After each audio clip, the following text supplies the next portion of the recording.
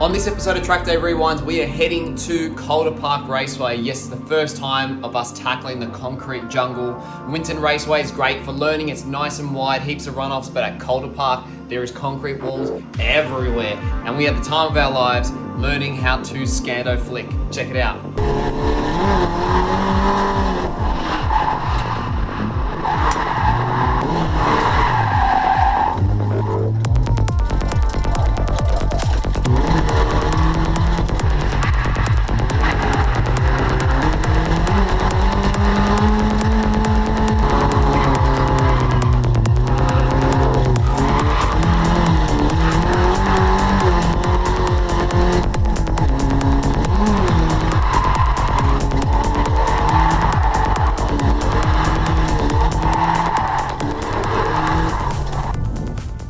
Here we go. Welcome to Calder Park Raceway. This is probably the most frightening track that there is down here in Victoria. There are just concrete walls everywhere. This is the first time ever driving this track.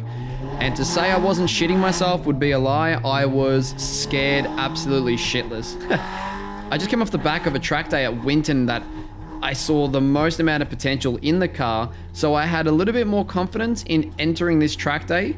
We are in C class, so we are still at a very early stages and novice stages of drifting.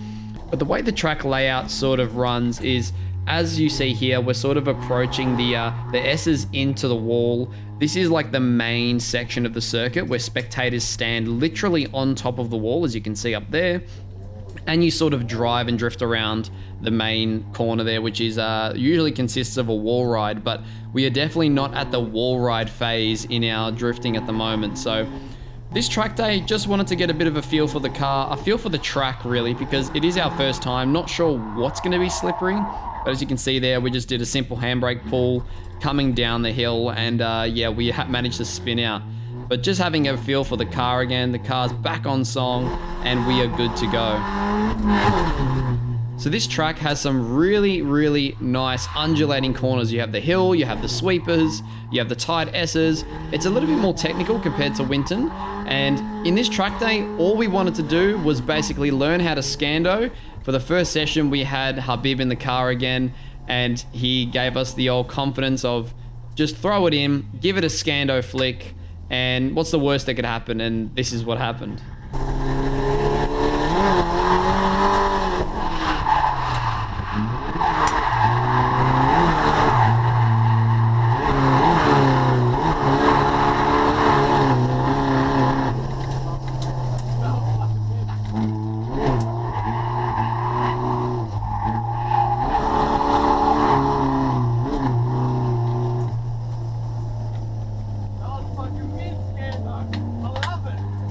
We were absolutely wrapped. I was so happy that I managed to learn how to Scando the car. Just that clutch kick in third gear, preloading the spring and then flicking the car in, it felt absolutely amazing. And that basically boosted my confidence within the first session throughout the remainder of the day.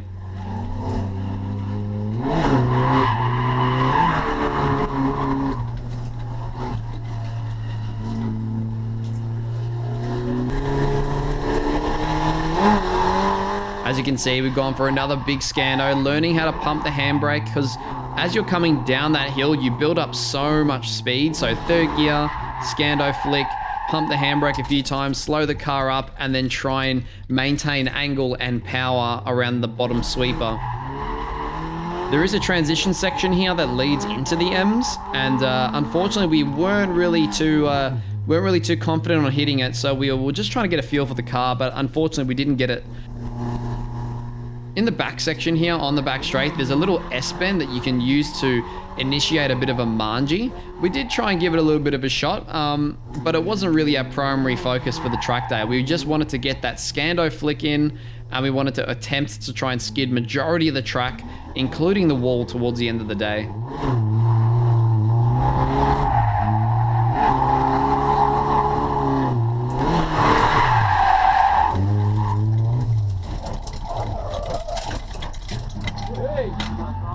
On our second session, we took old mate Dean out. Dean's in the car for the first time, just having a feel for the car.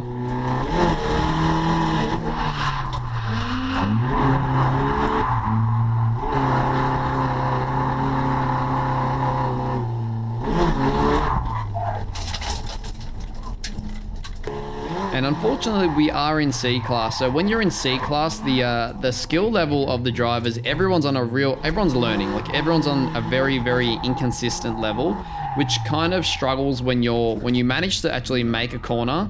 There's every chance that someone's going to spin out in front of you. And here we go here for our first ever attempt at tackling the main sweeper on the wall. We weren't actually close to the wall at all. It felt like we were directly on it, but I was definitely too afraid to approach it with speed.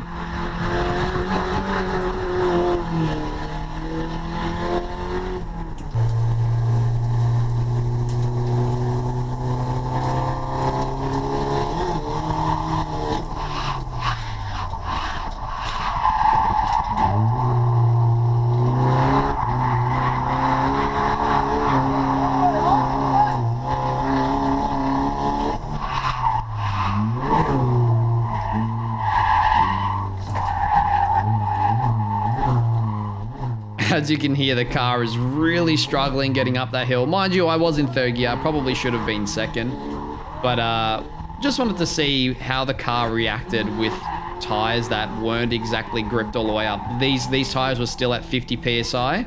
And we just wanted to have a bit of a play and get a feel for the manji, because tackling that manji was basically the next thing on my list. Learn how to manji the car. We have the Scando locked in. We know how to handbrake. We can clutch kid mid-corner. The next step is getting those manjis fluid.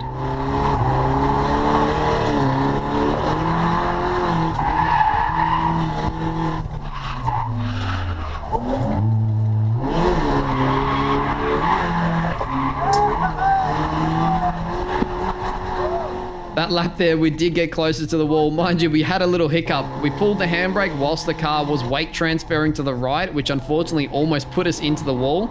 A little bit of a correction, we ended up fixing that. Now we're getting a little bit more confident throughout the day. We're trying fourth gear manjis. Now that's the first time I've ever put the car in fourth gear. With all that extra speed, it definitely felt like I was moving, absolutely moving.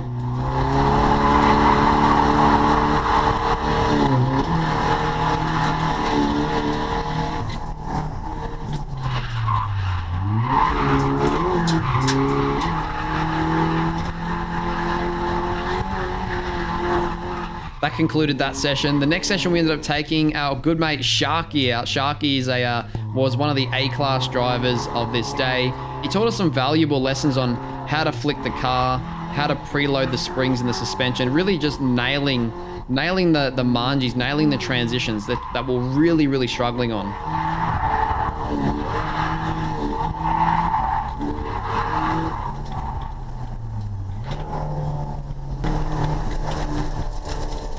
For our next session, we ended up taking our good friend Naz out. This was Naz's first time in a drift car. And as you can see, he's holding on for dear life on the Jesus handle.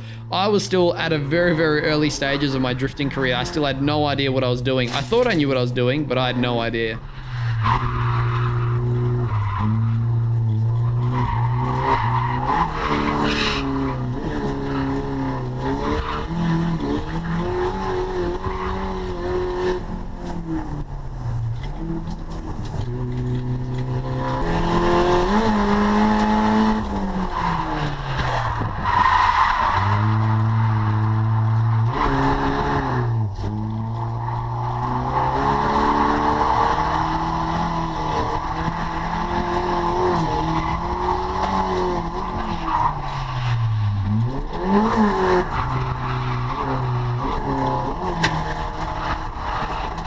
And there we go. We tried it. That was our very, very, very, very first attempt at linking the S's into the wall with the one tail. Usually, a lot of drivers in this class have to take that extra manji just to get the speed to move up into the corner. We tried with a big bum drag. It did work. It wasn't pretty. It was quite messy, but we got there.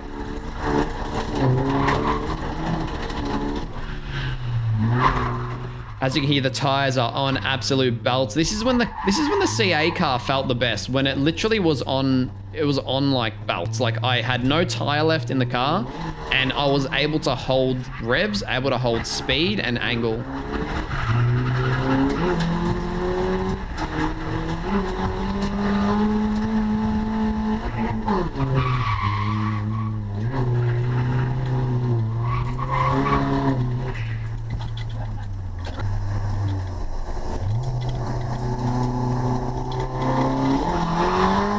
Basically, this car had zero side bite.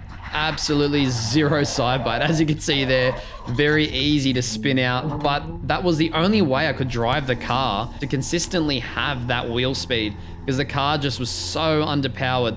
One time I did try to put some brand new tires on it. I think I lasted maybe like half a session until I went back in, pulled the brand new tires off and chucked secondhand tires back on the car, and it felt so much better. Here we go, we've got another session.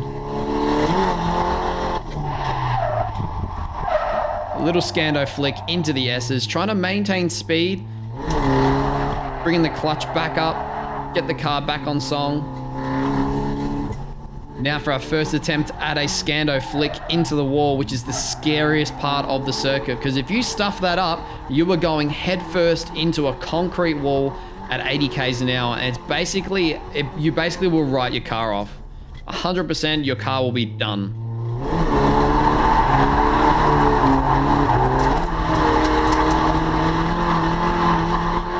So this is basically the final session of the day. Unfortunately, as mentioned, we are in C class. A lot of our sessions did get cut short and cut early. So unfortunately, we didn't really get to drive a whole heap in this track day, but we did learn some of the basic fundamentals of Calder Park and how rewarding it can be when you can enter and not crash. And we can also see the sketchy parts of the track as well.